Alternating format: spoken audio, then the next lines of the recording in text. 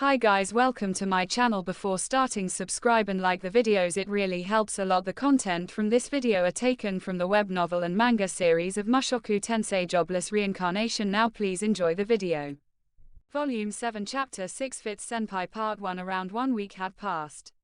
School life is monotonous. My day goes as follows. When I wake up in the morning, the first thing I do is start my daily training regimen.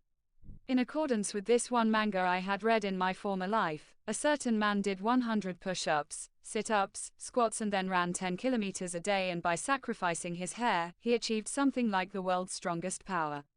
I came back to my room, and did a little bit of magic training as well. Though it had been a while, I resumed creating figurines. Because Ranoa wouldn't stop with the "please teach me shushu," I began my own difficult rehabilitation. However, I am unable to progress much here. After a short while, Ranoa comes and invites me to go eat breakfast. The order in which students of the dormitory eat is decided by what year of schooling they are in and their social position. That's more or less how things went. It's a rather hectic morning. After breakfast ends, I part from Ranoa and head towards the library. Doing my investigation on metastasis has recently become interesting. When the noon bell rings, I rendezvous with Ranoa and we eat lunch together.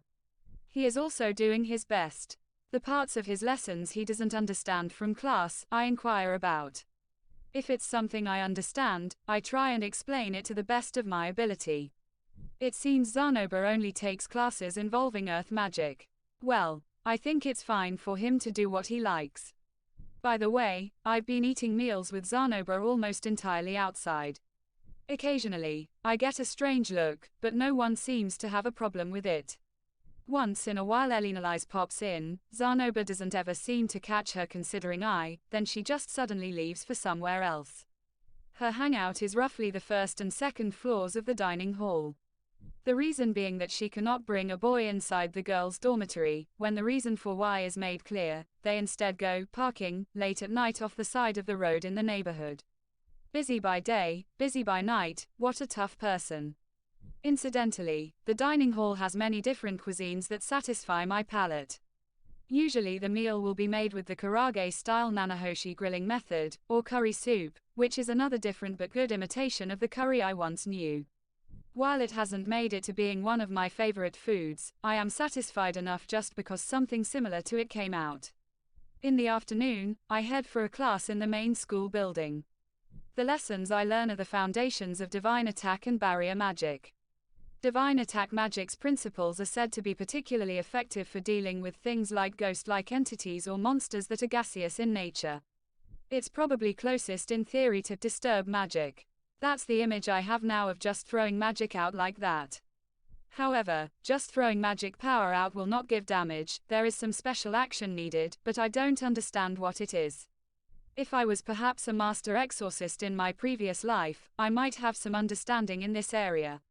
But, since I'm just learning the theories behind it, I am going to be memorizing each chant one by one. It seems that minor changes need to be done to the technique per enemy basis, depending on the characteristics or type. If I wanted to excel in divine attack magic, it's important that I'll be able to assess my opponent. Not a big deal since I wasn't planning to limit myself to divine attack magic anyway. Incidentally, it seems that a first-class swordsman can even strike down a ghost. Barrier magic is called that because it's quite literally a magic that makes a magical barrier. It requires fundamental usage of magical formations, and it's even possible to use it from barely the elementary level chanting. I learned how to use Magic Shield. It's an elementary level magic. It's something like putting up a wall of magical power in front of me to block an incoming attack. Magic Shield seems to mainly intercept and reduce the damaging effects of flame and frost magic. The magic-resistant bricks used for managing the hotel's heating were developed from a technique similar to this. While there are magical barriers, there also appears to be physical barriers as well. In fact, the barrier in Shiron Kingdom was made for repelling physical attacks.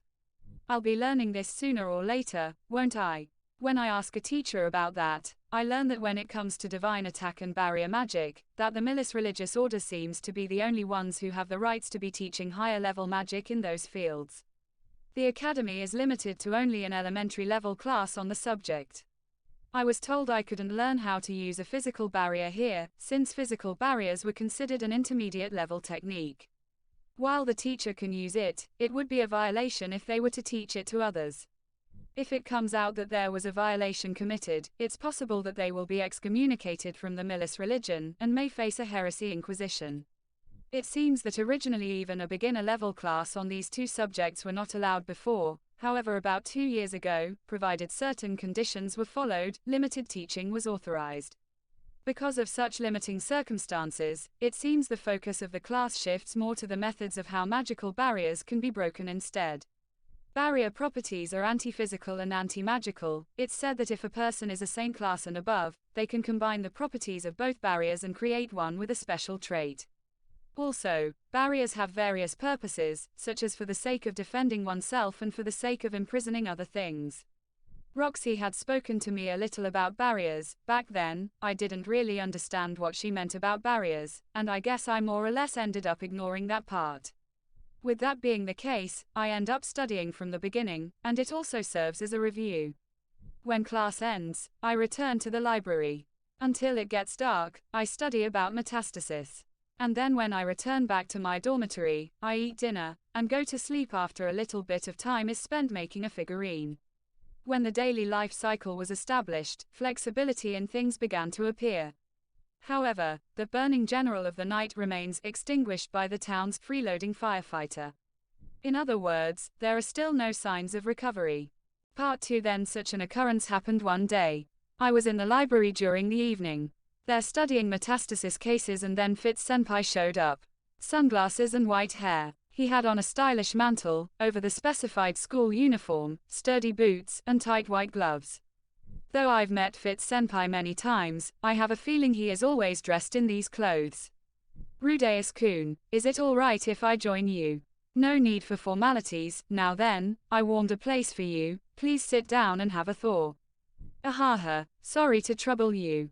When I handed over the seat I was using, Fitz-senpai sat down while trying not to be embarrassed.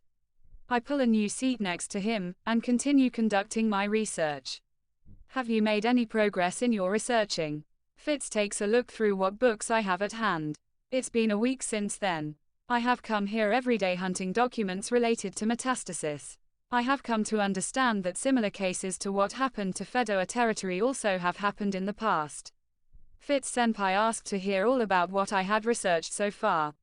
Nothing as large scale as what happened in Fedora territory surely, but there are cases of someone just going out one day and disappearing, then suddenly one day they are back again. These stories seem to mostly fit the criteria.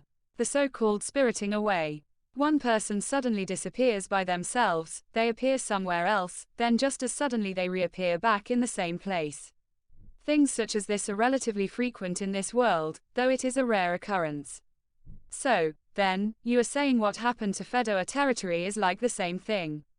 I am wondering about that. Casually, I happened to look at what Fitz had in his hand. It was a book on metastasis as well.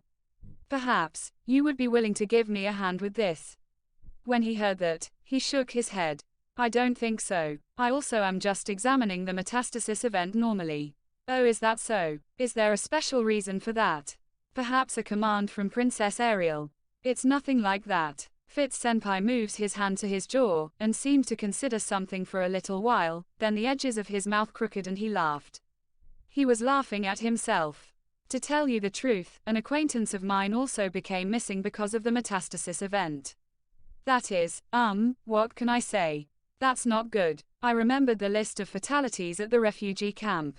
The number of fatalities was vast. And it's been 5 years since it happened.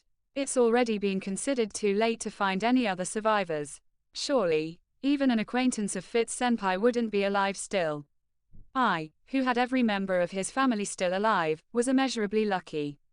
Actually, I recently came into the knowledge that they somehow are still alive. Is that so? Yeah, but up until that point I had been studying everything I could about metastasis, like for instance, I hoped to be able to discern a pattern where one could potentially occur in the future. I thought something like that would be easy to locate, so I searched and searched. Is there a trend in the appearance of the metastasis events? Indeed, I hadn't even considered such an idea. As expected of senpai. How very insightful. Nah, it's nothing like that. Besides, I wasn't able to come to any kind of conclusion with all that I had found in the end. Fitz senpai said so, his jaw slackened, and he seemed to be looking depressed. According to the story I heard, it was 1 year after the metastasis event that the princess was overthrown. Naturally, there may have been signs before the overthrowing, but at that time Fitz senpai was a guard. He would have had his hands full with work. Sometimes it just can't be helped. There is a thing called a viewpoint. To give up the search when there is no longer any more reason to keep on participating. Rather, using the position of the guard, this school's library could be used to check matters concerning the case from different angles. Having been found, the information gathering was being done. With that much alone, it can be said that it was enough. Past aside, let's consider this matter from here on. For the time being, senpai, can you tell me about what information you've managed to find in your search? Sure. I'll bring you the consolidated information tomorrow. However, I don't want you to hold too many expectations. Because I don't think I was skillful at researching it, Rudeus-kun may find too many things wrong with it immediately after looking at it. Fitz senpai seems to have no confidence. Isn't he currently a fourth-year student? Is it like what I heard a few days ago, that Fitz mostly guarded Princess Ariel to and from classes, and then did whatever routine and miscellaneous duties? Also, didn't you later say that you belonged to the student council? And in the middle of all of that, still had time to do research on this little by little. Not escaping from all that hectic work even with a so-called reason. He's an amazing person. Just let me borrow some of your time, senpai. Anyhow, all morning is assigned to research. Having seen the situation, and having my previous life's knowledge, I more or less came up with a prediction. That is, Rudeus-kun. Can I consult with you on this matter? Abruptly scratching the back of his ear, Fitz senpai cast his eyes downward and muttered a bit. I tilt my head to the side in puzzlement. Isn't it all right? There is the matter of thanking you for helping me the other day. I'll gladly listen to anything you have to say. In researching the metastasis events, I'd like you to lend me a hand with it. I felt deeply grateful in hearing those words. No, rather you would be the one lending me a hand. I've only just started researching a few days ago, so the amount of information I've gotten so far is minimal. But I cannot give you very much time. Most likely I imagine Rudeus-kun would be doing all the research alone by himself. Wouldn't you hate it? Someone who just takes advantage of a partner and when he comes, is likely just a nuisance. I would disapprove of a guy who only sometimes shows up for something like a research project and leaves it to the other person to do all the work alone. When hearing it like that, it certainly sounds disagreeable. Possibly, Fitz isn't one of those types who will do something in vain. I know that I am not a very bright person. If it's true Fitz senpai is considered a genius, if he was to check my findings, it's possible he might be able to find something useful. It's not that disagreeable of a thing. I look forward to working with you. Right. I also look forward to working with you. When I said so and shook his hand, Fitz became shy and laughed. With his small face and soft hand. My heart throbs. A male partner? No, couldn't be. It might be my mind playing tricks on me. That's it guys, thank you for watching, subscribe if you want more and don't forget to like the videos.